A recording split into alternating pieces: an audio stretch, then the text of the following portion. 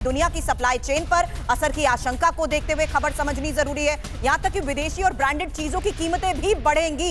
ये एक और जिस तरीके से ओवरऑल असेसमेंट किया जा रहा है, मार्केट में जो उथल पुथल देखी गई है, उस लिहाज से अब तनाव और चिंता मार्केट पर नजर के लिहाज से भी गौरव बनी हुई है। बिल्कुल बिल्कुल। और ये देखिए, आइए जल्दी से आपको यहाँ बताते हैं कि कैसे 1929 में भी हमने देखा था ऐसा कुछ। 1929 में ऐतिहासिक मंदी का दुनिया ने सामना किया और एक बार फिर वैसा ही खतरा मंडरा रहा है। आपको बताएं 1929 में हुआ क्या था और कैसे उस पैटर्न को अब दोहराया जा रहा है। लगभग आप समझ सकते हैं करीब 94-95 साल बाद क्या हो रहा है, कैसे आई ऐतिहासिक मंदी 1929 में। अमेरिका ने कुछ इसी तरह विदेश से आने वाले सामान पर भारी टैक्स लगा दिया। कनाडा और यूरोप ने भी उसी के मुकाबले अमेरिकी सामानों पर टैरिफ बढ़ा दिया जो उनके यहां आ रहा था। टैरिफ मतलब जो सामान उनके देश में आ रहा है उस पर कर बढ़ा दिया उन्होंने। 1929 के बीच 1929 से 1934 के बीच वैश्विक व्यापार 66% तक गिर गया। यानी जितना व्यापार दुनिया में हो रहा था वो लगभग 2/3 गिर गया। निर्यात आयात कम होने से कारखाने बंद हुए और बेरोजगारी बढ़ी। कई देशों के शेयर मार्केट गिरे, वैश्विक अर्थव्यवस्था ध्वस्त हो गई। महामंदी की वजह से 1939 में दूसरे विश्व युद्ध की शुरुआत हुई, जो हम अभी आपको बता रहे थे। इसलिए सवाल यहां पर यह आता है कि क्या कुछ वैसा ही इतिहास एक बार फिर दोहराने जा रहा है? दीपक वाधवा जी, क्या ऐसा कुछ होने जा रहा है? देखिए, मैं ना थोड़ा सा टाइम आपका 2 मिनट फालतू लूंगा और मैं जरा आपको पूरा सिनारियो समझाता हूँ ये हो क्या रहा है, ऑडियंस को भी, दर्शकों को भी और सबको। समझाइए। अभी टैरिफ है क्या, पहले इसको समझ लेते हैं। हम चाइना से कोई गुड लेते हैं अमेरिका में, अभी वो हमें एक मिनट दीपक जी, अगर आप चाहें तो बस बोर्ड भी है, आप उस पर लिख के नहीं, मैं ऐसे ही समझा दूंगा। It will be very easy for everyone to understand. ठीक। 100 रुपए की, ये मान लीजिए चाइना बनाता है और इसे अमेरिका लेता है, तो अभी इसके 100 रुपए चाइना देता है और ये 100 रुपए में अमेरिका में आके पड़ जाती है। अब वो ये कहते हैं कि हम इस पर टैरिफ लगाएंगे।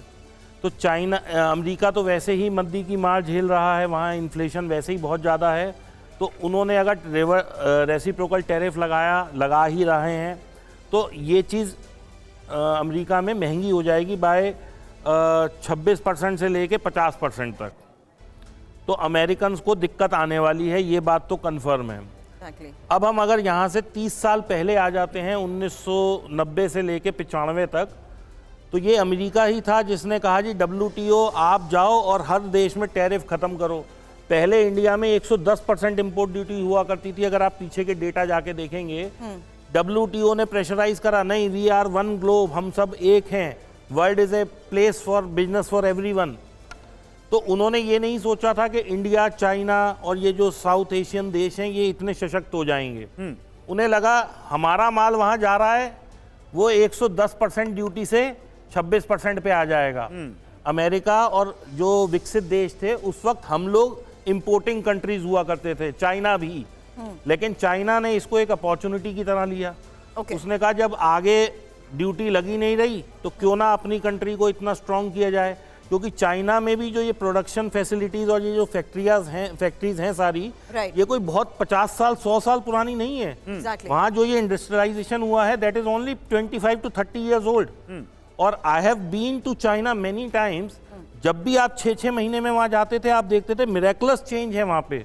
आई am going to China from year 2000। But you really think so इस सिनेरियो को भी एज एन अपॉर्चुनिटी कहीं ना कहीं चाइना गेन करने की कोशिश करेगा? और दीपक वाधवा जी के सवाल को मैं अब दीपक वोरा सर आपके पास ला रही हूँ, क्योंकि उन्होंने ये साफ तौर पर कह दिया कि अमेरिका का यही फैसला उस पर भारी जरूर पड़ेगा। Do you agree?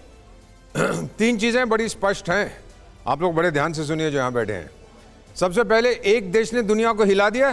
क्या नाम है उस देश का? America, right? अब भूटान ने तो नहीं हिलाया ना, यूरुग्वे ने तो नहीं हिलाया ना, नेपाल ने तो नहीं हिलाया। एक के पास इतनी ताकत है कि दुनिया को उसने परेशान कर दिया। हम लोग बैठे यहाँ सब बहुत परेशान। दूसरा, भारत में एक व्यक्ति था जिसने कहा था, एंटिसिपेट किया था ऐसे शौक, उसने बात की थी आत्मनिर्भर भारत की। नाम जानते हैं उसका? किसने बात की थी? प्राइम मिनिस्टर ने।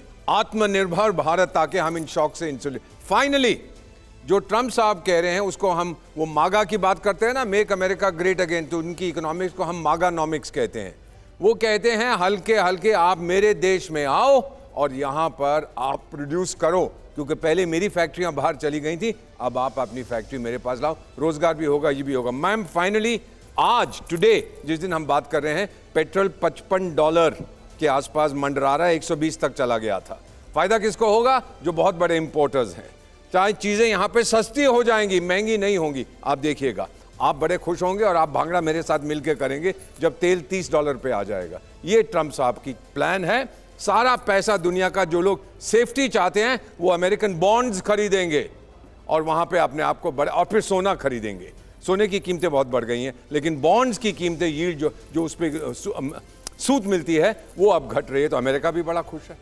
समझ रहे हैं आप? उसका फायदा अपने देश के लिए है। सबका वाधवा जी आपसे सहमत नहीं दिख रहे, कुछ मुझे लग रहा है बोलना चाहते हैं सर, कुछ चौधरी बोलिए। मैं ये कहना चाह रहा हूं कि जैसे 1990 में हम लोगों की स्थिति थी, अमेरिका तब उस वक्त एक्सपोर्टिंग कंट्री था। अब उसने देखा पिछले 30 साल में कि हम तो इंपोर्टिंग कंट्री बन गए। हाँ, एग्जैक्टली। अब सारा पैसा चाइना जाने लगा, क्योंकि आज आप देखिए जितना भी दुनिया में सब जगह इलेक्ट्रॉनिक बन रहा है उसका मेरे ख्याल 90-95% चाइना से ही आ रहा है। हम चाहे फोन कोई सा भी देख लें, पीछे देखते हैं मेड इन चाइना, और यही चीज आपको अमेरिका में भी मिल रही है। आप अब फर्क क्या है, एप्पल का फोन हम इंडिया में लेते हैं महंगा है, यूएस में सस्ता है। क्यों? क्योंकि वहां इंपोर्ट टैरिफ नहीं है। अब उन्होंने कहा भाई क्यों सस्ता है, मैं कमाऊं नहीं, बाकी सब कमा रहे हैं, मैं जब कुछ भेजता हूं तो लोग उस पर इंपोर्ट ड्यूटी लेते हैं, तो व्हाई आई शुड नॉट आए। उनका गोल ये है कि आने वाले 10 से 15 सालों में सब चीज़ मेड इन अमेरिका चाहिए उन्हें। और वो क्यों चाहिए? क्योंकि उन्होंने देखा कि हमने पैसा चाइना भेजा, सब कुछ इंपोर्ट किया, और आज चाइना इतना स्ट्रांग हो गया कि वो सुपर पावर बन गया। So it is a way to increase his supremacy. वो एक दिन में नहीं होगा, लेकिन सर सुप्रीमेसी को अगर आप डोमिनेट करने के लिहाज से, अपने फैसले थोपने के लिहाज से जाहिर कर रहे हैं, तो Meston sir, don't you agree? Uncertainty इस वक्त फेस की जा रही है, और ये अनसर्टेनिटी कब तक रहेगी, इसको कैसे असेस किया जाए? और देखिए Surabhi, uncertainty is a way of life. पहली बात Okay. मैं एज अ फौजी अब बताता हूँ। हम जब पाकिस्तान के साथ लड़ाई करने जाते थे, मान लो मेरी डिवीजन है, आज अगर मेरी डिवीजन पाकिस्तान को पता चल गया कि मेरी डिवीजन यहीं पर आएगी तो वो पूरा तैयार हो जाएगा। अगर मैं पूरे सेक्टर में अपने डिवीजन को कभी यहाँ कभी यहाँ कभी यहाँ, दुश्मन को सोचिए उसके क्या हालात होंगे। यही प्रेसिडेंट ट्रंप की स्ट्रैटेजी है कि बी अनप्रेडिक्टेबल। उनका इरादा बहुत क्लियर है, ये टक्कर है सिर्फ चीन के साथ, और चीन को वो एक ढकेलना चाहते हैं इस प्रकार की वो सुपर पावर ना बने। अमेरिका एक सुप्रीम सुपर पावर रहना चाहता है। सर लेकिन इसी अनसर्टेनिटी ने गौरव आज के हालात में किस तरीके से बेरोजगारी और मंदी की आशंका को लेकर खतरा पैदा कर दिया है, वही आज का सबसे बड़ा सवाल है गौरव।